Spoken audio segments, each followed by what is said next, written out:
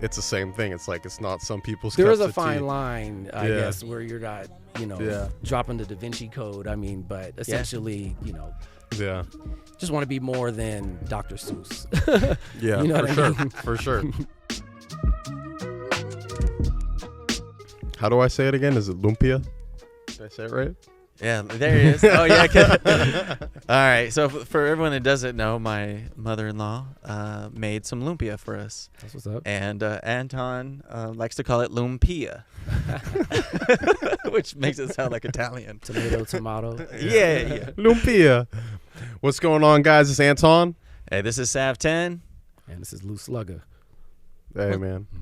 What's the mathematics today, God? No, I'm just kidding. Word is bond. I heard you've been making music with Matty Bush. Can you tell us about the history and upcoming projects or past projects? Oh man.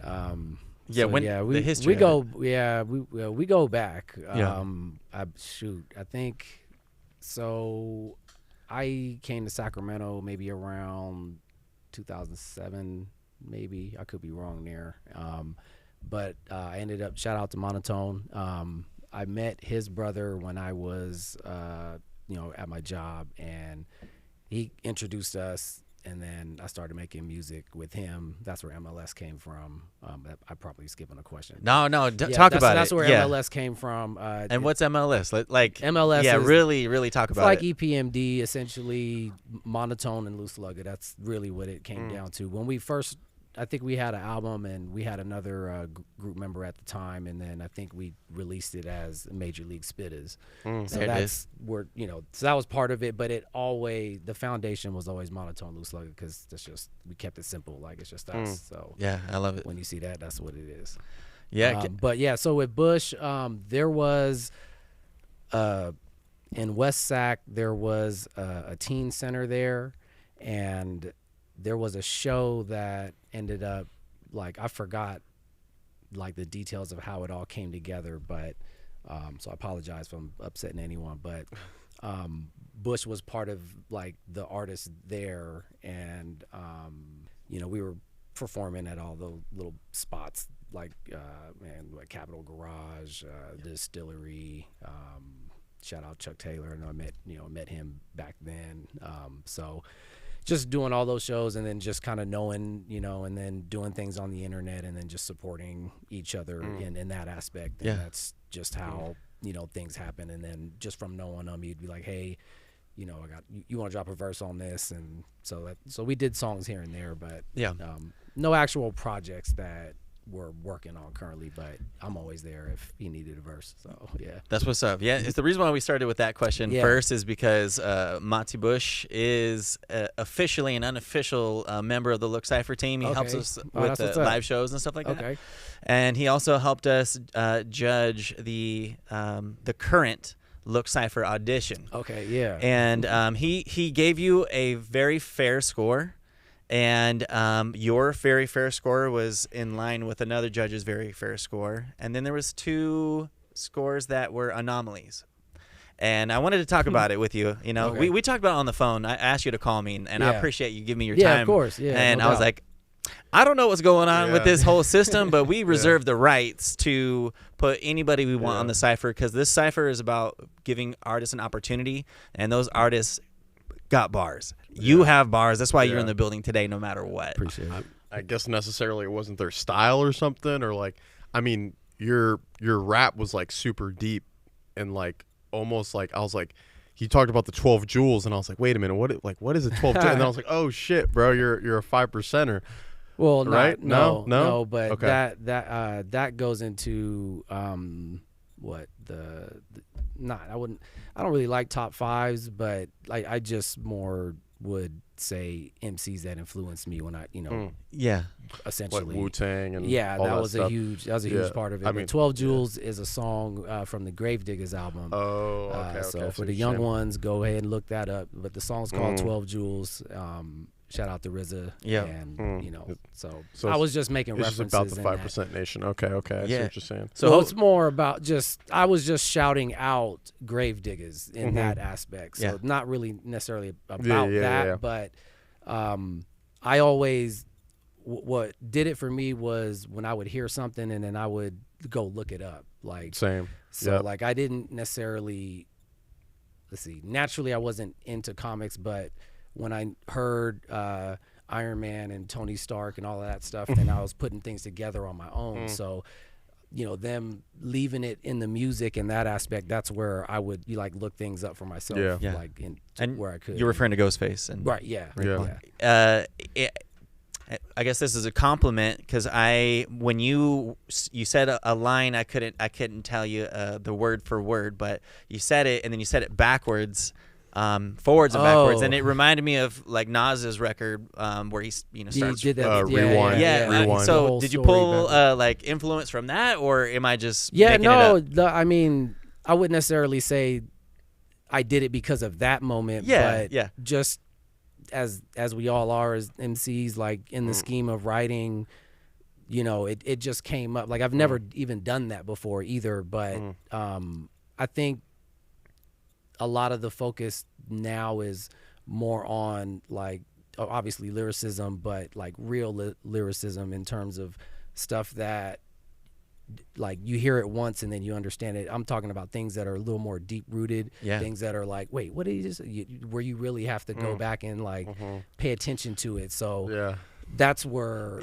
I come from. And that's, essentially what, when I drop a verse, that's what I like. When people say things like that, like I know I'm like, okay, I'm in line. Like people are getting it. So that's pretty much how where that came from. Like, that's pretty much took a risk and was like, all right, let me just try it and see what happens. Because now, at my age, I'm just like, whatever, whatever. It doesn't matter what people think. Like everyone has their flavors, and that goes into the judges. Like obviously, I'm not everyone's cup of tea.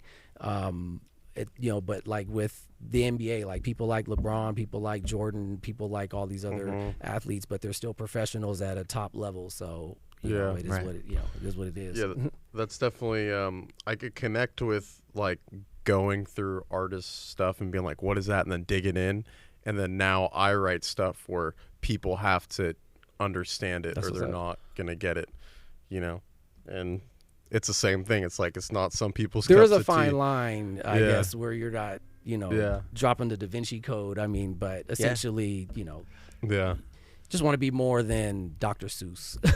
Yeah, you know for what sure, I mean? for sure. I think it's a lot harder. Like I think being in SAC, I feel like it's more straightforward. The rap, not necessarily like the rhyme schemes and the raps, but like just like putting it right in front of your face so you can actually understand. I feel like definitely like more of like an East Coast style, and you definitely give us the vibe of that. Like that whole live audition, we were blown away, and I wasn't a part of the judging, so when I heard you didn't make it, I was like, what? Yeah, during that process, I was like the officiant. I try to give. Like, I don't want to be that person that judges the bars because I already have this possibility to stop like a people. Conflict, maybe. A conflict of interest. Yeah, great way to say it. I appreciate it. Yeah. So for me, when Anton and I got your submission, I was like, all right, well, clearly our opinion was like your top tier, top 3 performance out of everybody.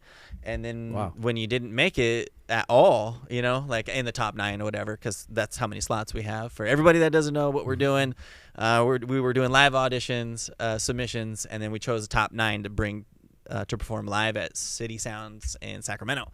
On the 24th. On the 24th. I appreciate it. No, we need that. Yeah. Drops before that. That's right. So the point of the matter is you're incredible. That's why you're here today, and then I can't wait to see your performance on the Cypher. Yeah, man, I'm looking forward to it. Yeah. I actually wanted to ask about your production choices because we think your production choice is always on point. Who are your beatsmiths, and what do you look for in a beat when creating music? So yeah, shout out Monotone and Reno. There's DJ Yachts, there's a couple other folks, but those are the beatsmiths. Essentially, a lot of the original stuff that you hear from me, either Monotone crafted it or Reno did essentially, and Reno goes by the master craftsman. So if you hear me say anything about Crafton or any of them references, I'm usually shouting them out. Shouting out the team. Okay. Yeah. That's dope. I guess things hit me when I'm watching movies. Sure, everybody else does. Like, I remember there was a song a long time ago we did. It was called Cyborg, and it's got a RoboCop sample in it. And I remember sitting at home, like it came on TV one day, and it was RoboCop. And it was one of the moments, I think, where he's chasing the bad guys, and then it has that, like that dun dun dun dun dun. Yep.